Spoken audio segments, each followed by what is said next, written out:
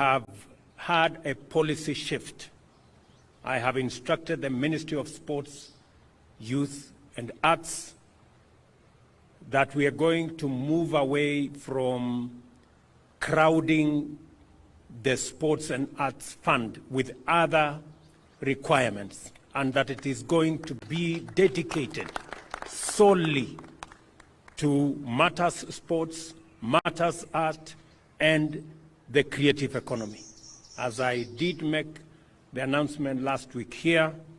we are going to look for alternative resources to do all the other things that today the Sports and Arts Fund is doing, building hospitals, building other issues. We are going to look for alternative sources of resources to be able to do that, so that we can dedicate the Sports and Arts Fund to sports, to the creative economy, and to arts, so that we can promote the young men and women in that space, because they are doing a wonderful job in profiling our country positively, in hoisting our flag internationally, and in giving Kenya the pride of place in the family of nations when they run and when they win. I have also asked the ministry that the government of Kenya should review the reward scheme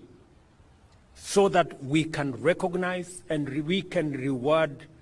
appropriately the men and women who attain excellence in our sports, in our arts, and in the creative economy. And going forward, we have decided as the government of Kenya that any Kenyan who participates in a world event and breaks a world record, unlike in the past when there was no recognition, going forward, for every world record broken by a Kenyan,